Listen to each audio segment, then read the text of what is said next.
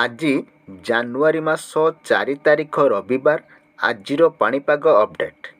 ଆସନ୍ତା 9 ପର୍ଯ୍ୟନ୍ତ ଘନ କୁହୁଡ଼ି ହେବା ନେଇ 5 ରାଜ୍ୟକୁ ରେଡ୍ ୱାର୍ଣ୍ଣିଂ ଜାରି।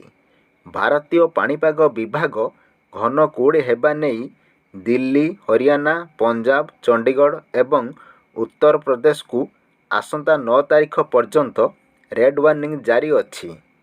ବିଭାଗ ପକ୍ଷରୁ ହିମାଚଳ ପ୍ରଦେଶ ଏବଂ ଉତ୍ତରାଖଣ୍ଡରେ କୋହଲା ପବନ ବହିବା ନେଇ ମଧ୍ୟ ଅନୁମାନ କରାଯାଇଛି। ବିହାର ଏବଂ ଏହାର ପାର୍ଶ୍ୱବର୍ତ୍ତୀ ଅଞ୍ଚଳରେ ସୋମବାର ପର୍ଯ୍ୟନ୍ତ ଦିନ ସମୟରେ ଥଣ୍ଡା ଅନୁଭୂତ ହେବ ବୋଲି ପାଣିପାଗ ବିଭାଗ କହିଛି। ଘନ କୁହୁଡ଼ି ବଳୟରେ ଅସ୍ତବ୍ୟସ୍ତ ଜୀବନ, ଫଳରେ ଦୃଶ୍ୟମାନ କ୍ଷମତା ହ୍ରାସ ପାଇବାରୁ ଯାତାୟାତ ବାଧାପ୍ରାପ୍ତ ହେଉଛି। ତେବେ ତାପମାତ୍ରାରେ ସାମାନ୍ୟ ପରିବର୍ତ୍ତନ ଯୋଗୁଁ ଶୀତର ମାତ୍ରା କିଛି ପରିମାଣରେ ହ୍ରାସ ପାଇଥିଲେ ହେଁ କୁହୁଡ଼ି ପାଇଁ ଖରାର ପ୍ରକୋପ କମ୍ ରହୁଛି।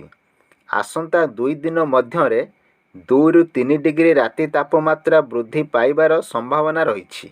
ଏହାପରେ ପୁନର୍ବାର ରାତି ତାପମାତ୍ରା 2ରୁ 4 ଡିଗ୍ରୀ ଖସିବ ଏବଂ ଥଣ୍ଡା ବଢ଼ିବ ବୋଲି ଆଞ୍ଚଳିକ ପାଣିପାଗ ବିଜ୍ଞାନ କେନ୍ଦ୍ର ପକ୍ଷରୁ ସୂଚନା ଦିଆଯାଇଛି। ସେହିପରି ଆସନ୍ତା 5 ଦିନ ପର୍ଯ୍ୟନ୍ତ ରାଜ୍ୟରେ ବିଭିନ୍ନ ଜିଲ୍ଲାରେ ଘନ କୁହୁଡ଼ି ନେଇ ଉଭୟ ଅରେଞ୍ଜ ଓ ୟେଲୋ ୱାର୍ଣ୍ଣିଂ ଜାରି କରାଯାଇଛି। କଲବଲ କରୁଛି ଘନ କୁହୁଡ଼ି, ବିମାନ ଯାତ୍ରାରେ ବ୍ୟାଘାତ। ଘନ କୁହୁଡ଼ି ଯୋଗୁଁ ଅନେକ ବିମାନ ସେବା ବିଳମ୍ବ ହୋଇଥିବା ବେଳେ ଏକାଧିକ ବିମାନ ବାତିଲ କରାଯାଇଛି। ରେଡ୍ ୱେ ଘନ କୁହୁଡ଼ି ଥିବାରୁ କିଛି ଦୃଶ୍ୟମାନ ହୋଇପାରୁନାହିଁ। ତେଣୁ ଗତକାଲି ସକାଳେ ବିଜୁ ପଟ୍ଟନାୟକ ବିମାନ ବନ୍ଦରରୁ କୌଣସି ବିମାନ ଉଡ଼ାଣ କରାଯାଇ ପାରିନାହିଁ।